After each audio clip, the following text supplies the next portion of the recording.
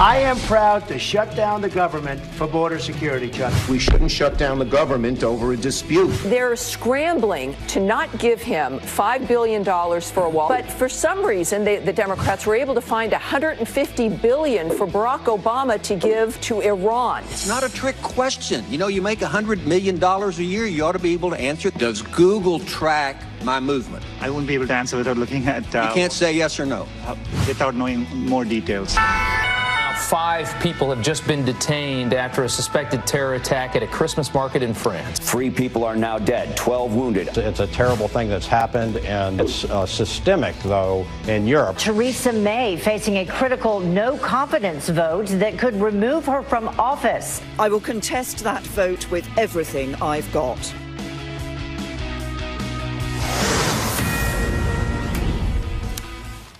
Straight to a Fox News alert. 5 people are detained after a deadly attack on a Christmas market in France. 3 people are dead and a dozen more are injured. And at this hour, a manhunt is intensifying in Strasbourg, France, for the suspect who is on a terror watch list. Yep, Mike Tobin is live in the newsroom with how the U.S. is responding to France's plight. Mike. Well, Brian, so far the U.S. State Department says they are monitoring the situation. And as you mentioned, prior to this attack, French authorities already had the man they suspect is the gunman on a terrorist watch list. Now, this morning, the authorities out there have been stopping cars crossing the border between France and Germany. And that is after one source suggested that the suspected gunman may have already escaped into Germany. The suspect has been identified as Sharif Shakat, 29 years old. The police union says his home was raided before the attack. Explosives were found. Shakat was not. The shooter got inside a secure zone around the Christmas market in Strasbourg on the border with Germany, about 300 miles east of Paris. That is where he opened fire. 3 people are now dead, 12 wounded. Of those wounded, 6 are in very serious condition. French security forces say the officers did engage the gunman in 2 separate gun battles. The police union says the gunman was shot, not killed, and again he got away. One report suggested that he hijacked a taxi. Now, this Christmas market was the focus of a plot by Al-Qaeda back in 2000. And nearby in Berlin, there was an attack on the Christmas market just 2 years ago when a truck drove into a crowd with deadly consequences. 12 were killed there. Almost 60 were injured. And as we mentioned, the U.S. State Department is monitoring the situation. Guys, back to you in the studio. Wow, thanks, Mike. You know, this guy's not, they raided his house, as you mentioned. This guy's basically was walking around with a siren, says, I'm a terrorist. He was in prison in 2008, prison in 2013. Now he's shot and on the loose. Yep. But, I mean, they knew this guy was a problem. Prison for robbing someone, prison for stabbing a teenager, apparently became radicalized behind bars, and that's why police were watching him. Well, not only watching him, but they were trying to arrest him. They tried to get him before the attack. Correct. They went to his house. He wasn't home. So far, they've swept up 5 other people, but nonetheless, they're trying to figure out what went wrong. Apparently, he did use a long gun in the attack. 350 police are searching for him right now. It's not the first time we've seen extremist Islamic attacks in France, 2015, 2016. And as Mike mentioned a moment ago, that truck attack in Nice, France. Brigadier General Anthony Tata says there's one thing in common with a lot of what we are seeing this morning. Listen. This is the annual celebration for Strasbourg. It is the area that people from all over Europe come to celebrate Christmas. It's a terrible thing that's happened, and it's systemic, though, in Europe. When you look at France, 30 terrorist attacks since 2000, just this century, over 80% of them have been Islamic extremists that are a result of the lax border and immigration laws and rules. Well, that was General Tata. He had joined us earlier. A little bit later at 7:30, we're really looking forward. For the first time since he became Secretary of State, Mike Pompeo will be on our couch. We'll be talking to him for quite a long time about everything from China to Russia to the terror attack in France. And don't forget about immigration. Oh, were they talking about immigration yesterday? How about that? I wasn't able to watch. It was one of the craziest Oval Office photo ops since Kanye West showed up. The Fight House is the headline on the post. Steve, I like that reference, though. Right? It's about the same. Okay, so this went on for a total of 17 minutes. You saw it live. Chuck, essentially what was said was Chuck and Nancy said, we don't need the wall to be safe. Mr. President, you don't have the votes in the House, and turn off the cameras so we can talk. And the president made it very clear. I don't know what you're talking about. We need the wall, and it's worth shutting down the government over. If you look at Nancy Pelosi, I started it. Look back at this tape. She has the same brawling tactics that the president has, but she said a better way of doing it. She's more passive aggressive. Oh, if the president insists on this wall, it'll be the Trump shutdown. Excuse me, that's not the Trump shutdown. I've got the wall. I need the wall. Here we go. And then, as every time they go to close it, one of the three would add something and would bring it all back. And if you're in that pool spray, you are loving this. And so if you're an American citizen, you're loving this. I'd rather have this fight in front of us rather than behind closed doors. The president was, at first, he had it was all under control. He talked for a while. He talked about the farm bill that was going to pass later this week. And then Nancy starts to talk, and then Chuck starts to weigh in, and they're arguing over shutting down the government. President finally says, fine, I'll take it. I'll admit I'm going to shut down the government. I'll own it. I will own it. Listen. One thing I think we can agree on is we shouldn't shut down the government over a dispute. And you want to shut it down. You keep talking about it. The last time, Chuck, you shut it down. No. And then you opened 20 it up times. very quickly. And 20 times. I don't want to do what you did. 20 times Chuck, you have called for, I will shut down the government if I don't get my wall. None of us have said. You want to know something? You've said it. Okay, you want to put that on my... You said it. I'll take it. Okay, good. You know what I'll say? Yes. If we don't get what we want, one way or the other, whether it's through you, through a military, through anything you want to call, I will shut down the government. Okay, absolutely. fair enough. And I We am disagree. proud, and I'll We tell you disagree. what, I am proud to shut down the government for border security, Chuck, because the people of this country don't want criminals and people that have lots of problems and drugs pouring into our country. So I will take the mantle. I will be the one to shut it down. I'm not going to blame you for it. The last time you shut it down, it didn't work. I will take the mantle of shutting down. Okay, I've got a request of the producers and bookers. Could we please get a body language expert on to analyze what was going on in that room? You know, when you saw the president, he was emphatic. I will shut down the government over the money, the amount of money. It all comes down to how much money is Chuck and Nancy going to provide. And right now, it's not enough. The president's base loved what he said yesterday. And they're going, it's $5 billion worth shutting down the government for. Big poll, 65% of Republicans, when asked, is it worth shutting it down? They said yes. 21% of Democrats, 36% overall. But for the most part, what you have in this situation is a disingenuous attack because Senator Schumer, Senator Obama, the candidate Hillary Clinton, all have said in the past exactly what Donald Trump is saying. What has changed? Yeah, we know what's changed? The caravan. You know what's changed? The mayor of Tijuana. You know what's changed? Our troops at the border all being pushed to the limit because of, maybe there's some fine people down there, I'm sure most of them are, but we cannot allow our borders to be wide open and people to pour in just because no country can survive. Brian, that's why Republicans say they're just playing politics, because you're right. They were for the wall. They were for border security years ago. So many Democrats have said that over the years, including Nancy and Chuck. Take a look. I voted numerous times when I was a senator to spend money to build a barrier to try to prevent illegal immigrants from coming in. And I do think you have to control your borders. And illegal aliens should not be treated the same as people who entered the U.S. legally. The American people will never accept immigration reform unless they truly believe that their government is committed to ending future illegal immigration. Because we live in an age where terrorists are challenging our borders, we cannot allow people to pour into the U.S. undetected, undocumented, and unchecked. So the only thing I wish the president had done is just say, Chuck, in 2009, here's exactly what you said. I'll quote, because he didn't know it was going to get to that point, I'm sure. But just say, listen, what changed? Things got worse. In November, I believe more illegals try to get in. There's been more activity right at our border in November than I think the last time in 10 years. If you look at the caravan, they wanted to immediately say the president was using that issue for the election. As far as I could tell, the midterms are over except for North Carolina. Well, if you watched, Nancy's tact was, Mr. President, you're giving false news, fake news, essentially. Your numbers are all screwed up. And then Chuck Schumer, screen right, who did not really look at the president much, his tact was, the Washington Post says you're a liar, with a bunch of Pinocchios. Tammy Bruce says it all comes down to priorities. What is this administration's priority as opposed to the last one? Listen to this.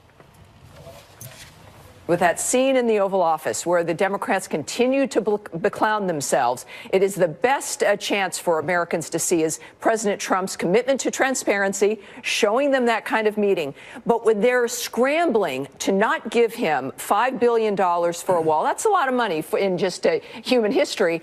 But for some reason, the Democrats were able to find $150 billion for Barack Obama to give to an American enemy, to Iran, to the biggest state sponsor of terrorism around the world, and to a country that murders Americans and kidnaps them and holds them and disappears them.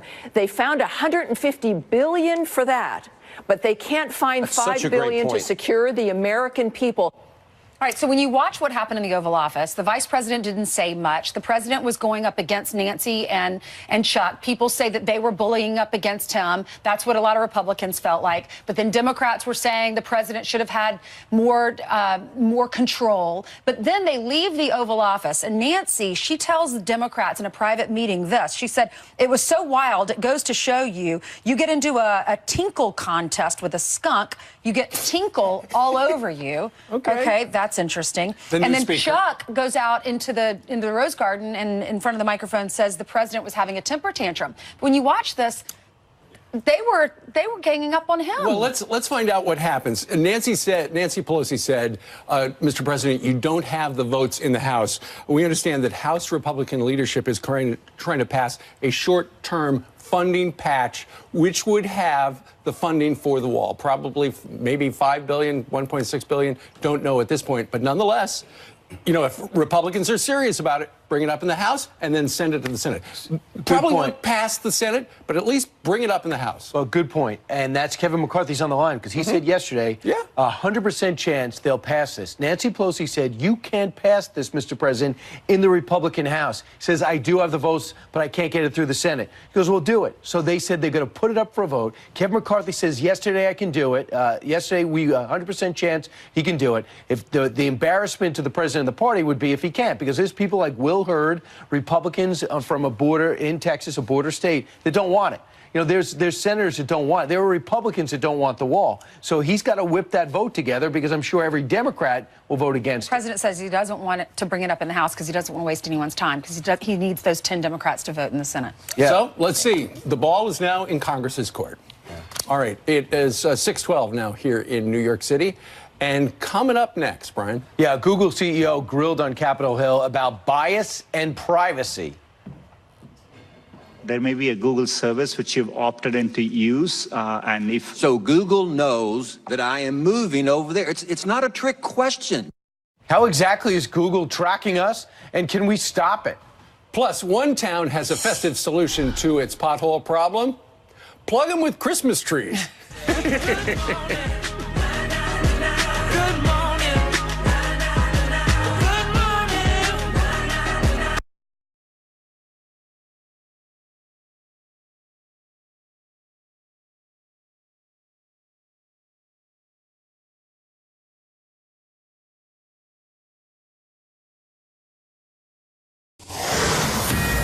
A Fox News alert, an urgent manhunt intensifying overnight for the suspected terrorist who opened fire at a busy Christmas market in France, killing at least 3 people and wounding a dozen more. Security Studies President Jim Hansen led counter-terror operations of the U.S. Army Special Forces. Joins us right now live from D.C. Jim, good morning to you. Morning, Steve. As it turns out now this morning after the shooting, we understand that apparently the police were trying to arrest this guy before the shooting happened. They went to his house. He wasn't there. You know, and that's a step in the right direction because, Steve, one of the most infuriating things about these incidents is we always end up hearing he was known to police. In this case, he was on the French terrorism watch list. They call it Fiche S. And he was someone they had identified as having been radicalized. Well, if that's the case, why is he just on a list? You know, there's a term for these people, Patrick Poole, a terrorism analyst, coined, called known wolves. If we know they're there, if we're letting them live in the midst of our civilians, the government is doing something wrong, and they may need to look at what they're doing in allowing this. Sure. You know, there have been fewer worldwide jihadist attacks so far this year, but there have been something like 30, 35 so far in the month of December. And that's worldwide. You know, there's a lot in the conflict zones. There are a number of them happening around the world. There have been somewhat fewer in the West, and they've been somewhat less deadly. But they're not going away. These guys aren't done. You know, there are groups worldwide that promote this kind of activity, and you need to look at who's promoting that. Places like Qatar, who are still funding groups like the Muslim Brotherhood, who spread these radical extremist Islamist ideologies. Yeah. And we need to consider whether they should be banned in some of our Western countries. So, Jim, how do you keep something like this from happening? I mean, so he was a known wolf. He was believed to have been radicalized while being held in prison at some point in his life. So they were watching him. He was on the watch list, but it's hard to stop somebody with a gun going into a crowd of people. Yeah, and at some level, it looks like I said, the police were actually on their way to try and arrest him for, it looks like a related crime, not particularly terrorism, we don't know. But they're doing something correct. But we need to, in this case, some of the protests in France are calling for larger police powers against some of these places where they go. The neighborhood he lived in Strasbourg was known to be infested with radicals, with Islamists, and they need to have the ability for the police to do something more than simply have these guys on a list as opposed to, you know, being able to take action against them. Yeah, no kidding. All right, Jim Hansen joining us from D.C. Jim, thank you very much. Good to be with you, Steve. All right. Meanwhile, straight ahead on this Wednesday, Chicago has a pension crisis, and Rahm Emanuel has a plan to fix it before he leaves office. He's going to legalize pot to pay for it. And Google CEO grilled on Capitol Hill about bias and user privacy, but just how much are they learning about us and where we go? And can you stop it? That's coming up next.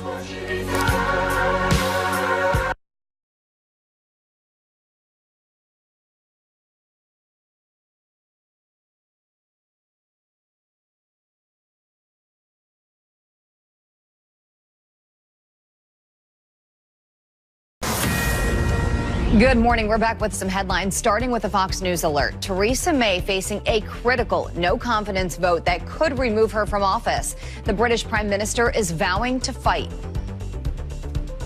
Of leadership in the Conservative Party now will put our country's future at risk and create uncertainty when we can least afford it.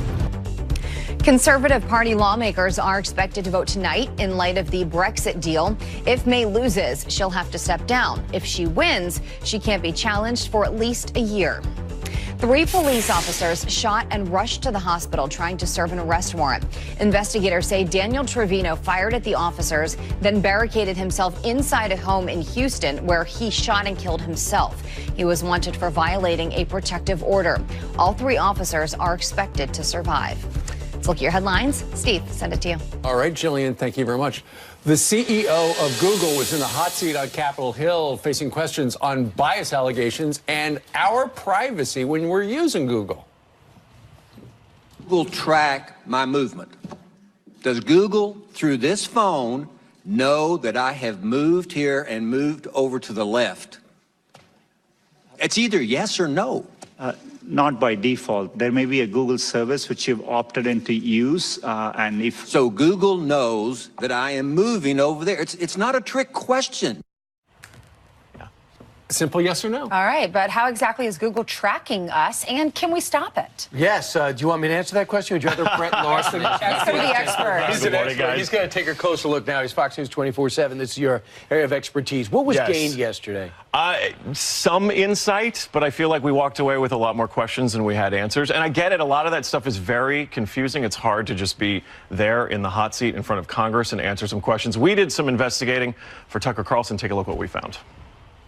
We wanted to figure out what exactly Google is learning about us throughout the day. So here's what we're going to do. We have two identical phones. The only difference between these two phones is this one is in airplane mode.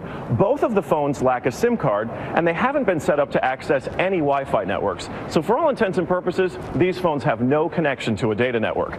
We're going to keep them with us throughout the day. And while I travel around DC, we're going to figure out just what Google is finding out about me. Our first stop, Sim's Convenience Store, just outside our Fox Bureau, for a quick coffee. From there, we took a walk to the Capitol and took a quick walk around the Senate office buildings, and then decided to hop in a car and head around town. Hello. Hey. We're going to the Children's Hospital, please.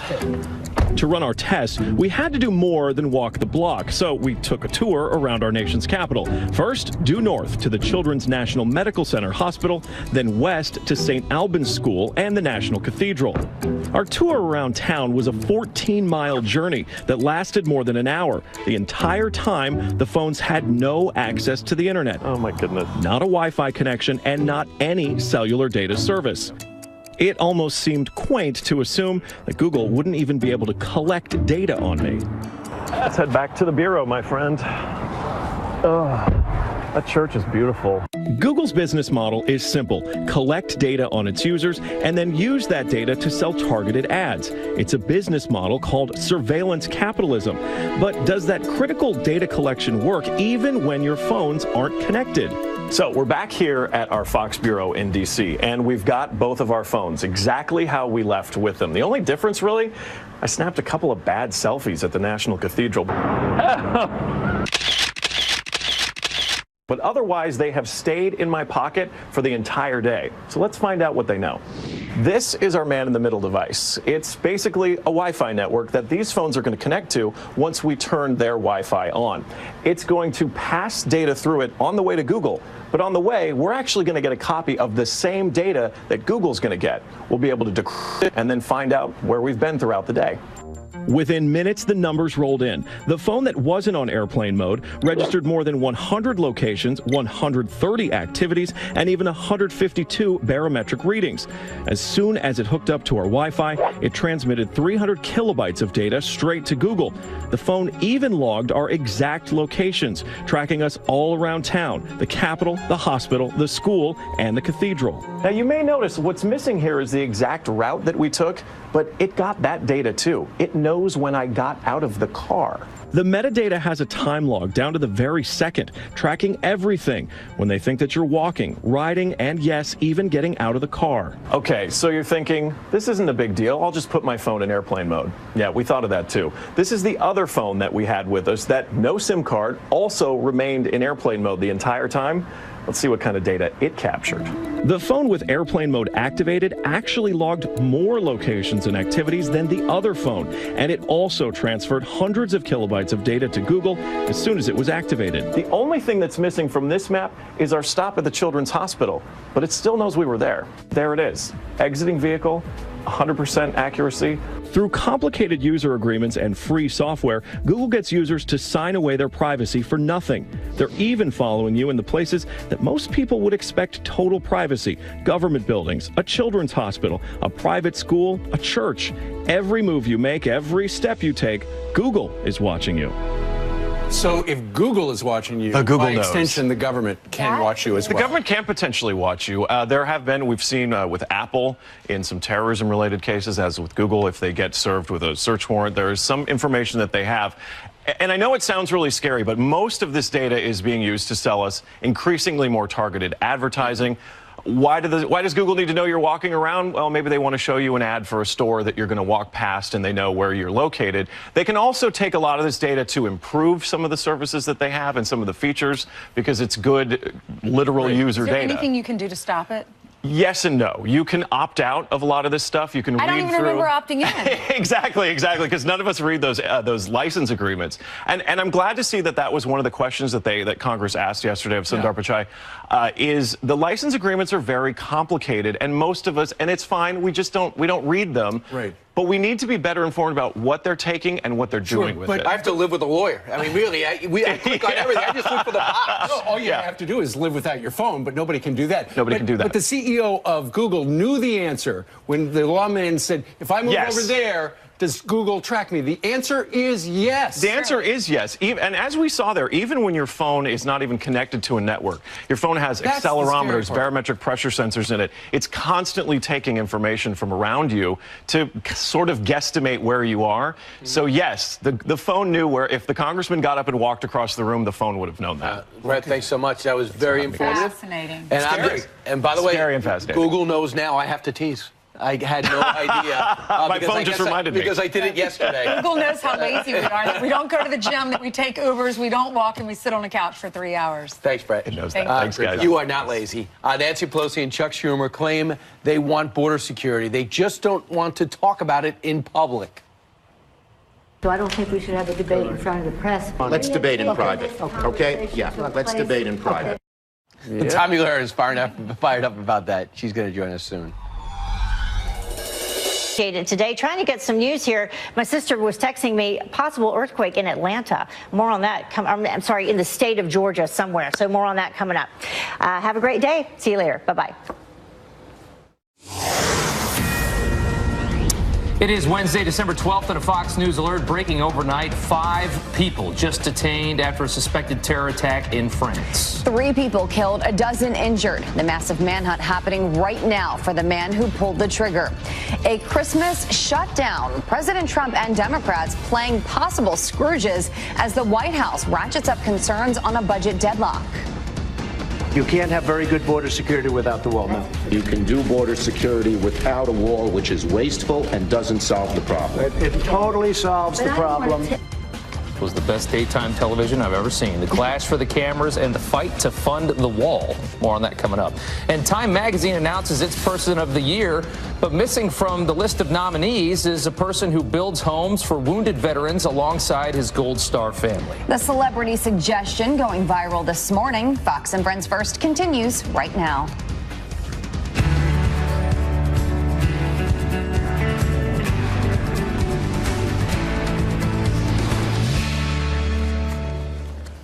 Well, we have a lot of news to get to. Good morning. You are watching Fox and Friends First on this Wednesday morning. I'm Jillian Mealy. And I'm Rob Schmidt. Thanks for getting up early with us today. And straight to a Fox News alert. 5 people are detained right now after a deadly Christmas market attack in France.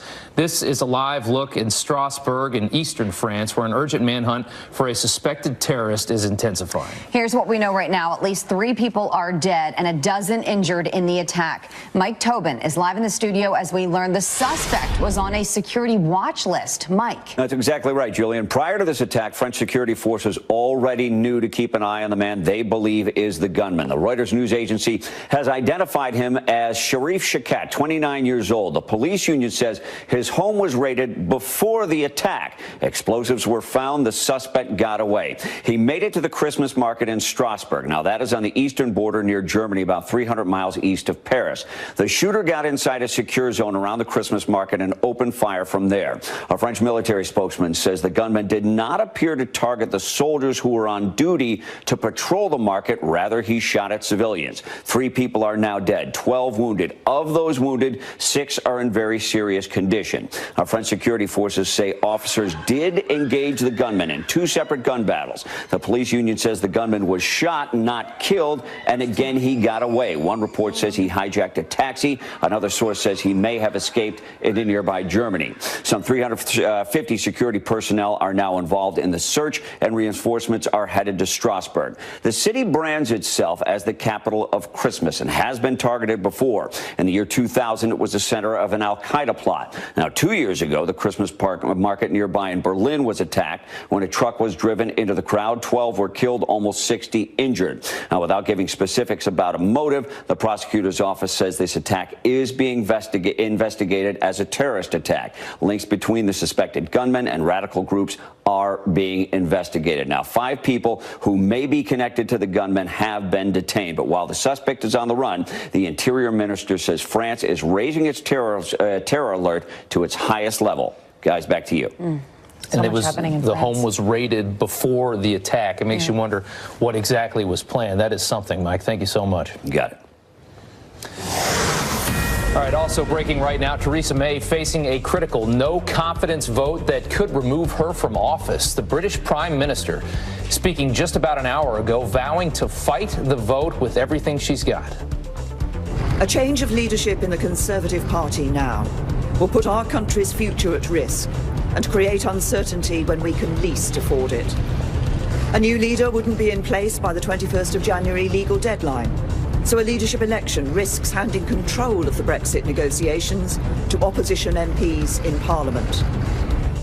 Conservative Party lawmakers are expected to vote tonight in light of the Brexit delay. If May loses the vote by just a simple majority, she will have to step down. If she wins, she can't be challenged for at least another year. The president threatening to shut down the government over border wall funding. His stern warning came during an explosive meeting with Democrat leaders in the Oval Office. Griff Jenkins is live in Washington with what's at stake as the clock ticks toward deadline day. Hey, Griff.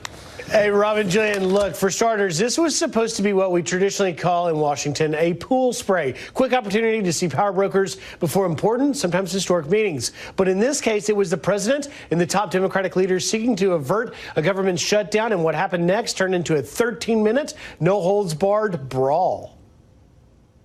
20 times you have called for, I will shut down the government if I don't get my wool. You know what I'll say? Yes. If we don't get what we want, one way or the other, whether it's through you, through a military, through anything you want to call, I will shut down the government. Okay. Now, the stalemate was precipitated by a fundamental disagreement over funding for a border wall. The president wants $5 billion, not settling for less, while the Democrats are offering $1.3 billion and not a dollar more. Afterwards, it appears neither are any closer to progress. If he sticks to his position for a $5 billion wall, he will get no wall, and he will get a shutdown. This Trump shutdown, this temper tantrum that he seems to throw, will not get him his wall. And Nancy Pelosi, who is seeking her party's vote on another term as Speaker, reportedly later told fellow Democratic lawmakers in private that Trump's border wall was a quote-unquote manhood thing. However, President Trump had a different take on the meeting. Believe it or not, I think it was a very friendly meeting. You know, you saw the beginnings of it, but it actually worked out to be, I think, pretty good. Now, the White House also said there was constructive dialogue. We'll have to wait and see what happens next. It's a little unclear. And, you know, I would just point out, this sort of resembled one of those pre-fight professional boxing brawls where at the weigh-in, they start going after each other. Jillian? Yeah, it was definitely a sight to see. Thank you very much, Griff. And today, the Border Patrol security chief will testify before the Senate about drug cartels and border security. Carla Provost's hearing comes after the Trump administration's top border official just revealed more than 3,000 illegals were caught at the U.S.-Mexico border in just one day last week. Michael McAleenan also saying 350 of those illegals were children traveling without parents. President Trump could intervene in the Justice Department's case against a top Chinese tech executive. The president telling Reuters he will act if it helps national security or trade talks with China. A Canadian court granted a $10 million bail for Meng Wanzhou. She was arrested in Canada earlier this month on behalf of the United States. The CFO of Huawei Technologies is accused of trying to evade U.S. sanctions on Iran. The Senate confirms President Trump's first judicial nominee since the midterm elections. It took a tie-breaking vote from Vice President Mike Pence to confirm Jonathan Kobe for the 8th U.S. Circuit Court of Appeals. The president setting a record with the confirmation. White House Press Secretary Sarah Sanders tweeting, the Senate has now confirmed 30 Circuit Court nominees by President Trump, a record for any president at this point in an administration. The president is keeping his commitment, nominating judges who will uphold the rule of law and defend the Constitution. President Trump dismissing talk of impeachment. The president telling reporters that Americans would revolt, he thinks, if Congress impeached a president who has, quote, created the greatest economy in the history of our country. Impeachment rumors increasing after federal prosecutors linked the president to an alleged campaign finance violation. Volunteers surprise a military family transforming their home into a winter wonderland. Wasn't expecting it. I'm usually involved in doing this for other people, and it's nice, but it's different because I'm usually on the giving end and not the receiving end. Sergeant Chris Landis spent nearly a decade in the Army, and now he works for Goodwill's Veterans Service Team. A Florida power company honors one veteran each year with the energy efficient decorations. Very cool. Great. Yeah. All right, 8 minutes after the hour now, Fox News Alert. 5 people just detained in a suspected terror attack at a Christmas market in France. The search for the gunman ramping up right now. So what are police looking for as they try to track him down? Former Intel officer Don Bramer is live to weigh in next. And giving the green light to careers in pot. The university now offering a cannabis course. Don't go anywhere.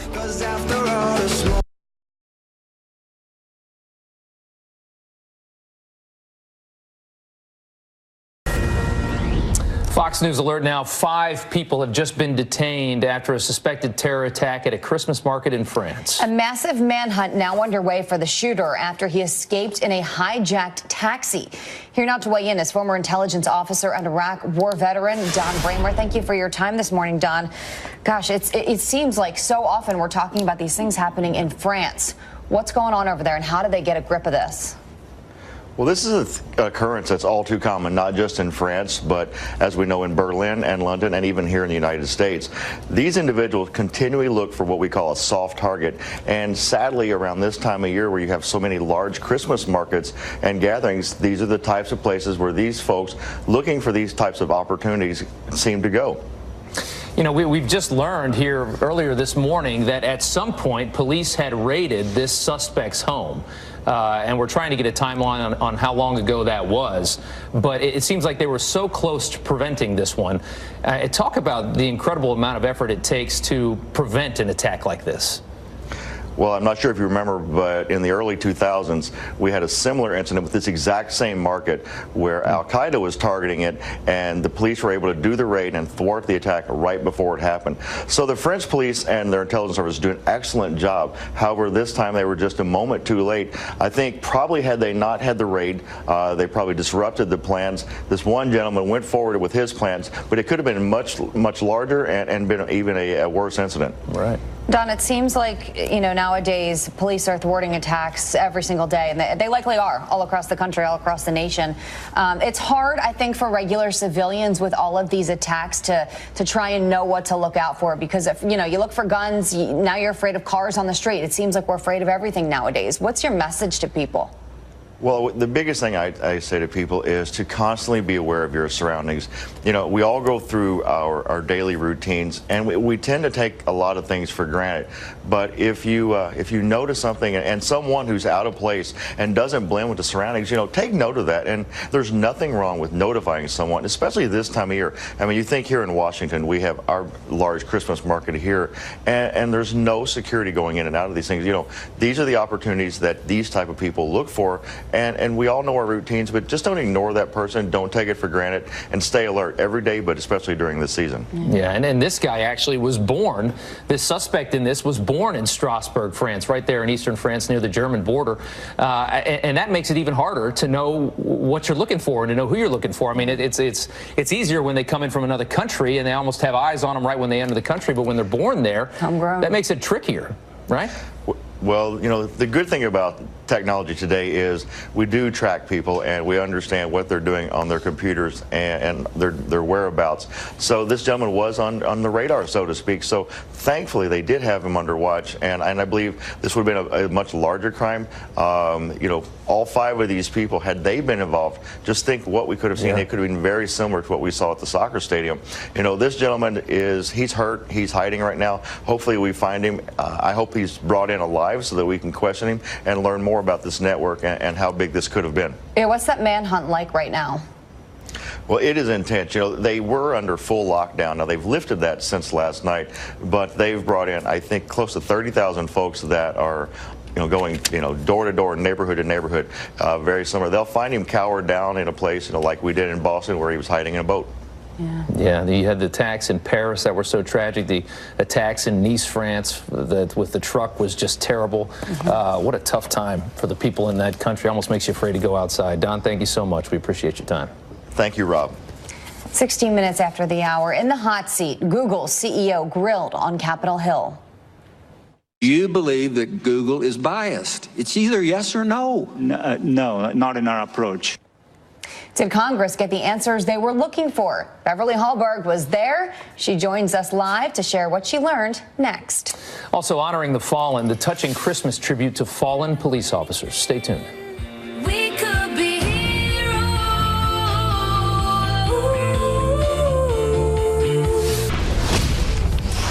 Today, Michael Cohen will be sentenced for lying to Congress and breaking campaign finance rules. President Trump's former personal attorney has asked to walk free for cooperating in the Russia probe. Prosecutors say that he should face substantial jail time. Meanwhile, former National Security Advisor Michael Flynn is asking for probation instead of jail time. He pleaded guilty to lying to the FBI about communication with the Russian ambassador. Special counsel Bob Mueller recommended that Flynn get no jail time. They want to go easier on Flynn.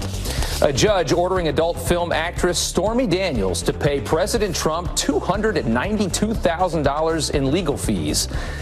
Daniels sued the president for defamation over this tweet. It suggests that she was lying about a man threatening her to stay quiet about her and the president's alleged affair.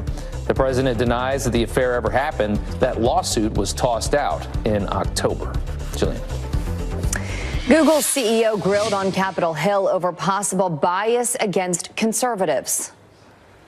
You believe that Google is biased. It's either yes or no. No, not in our approach. Do you plan on having a search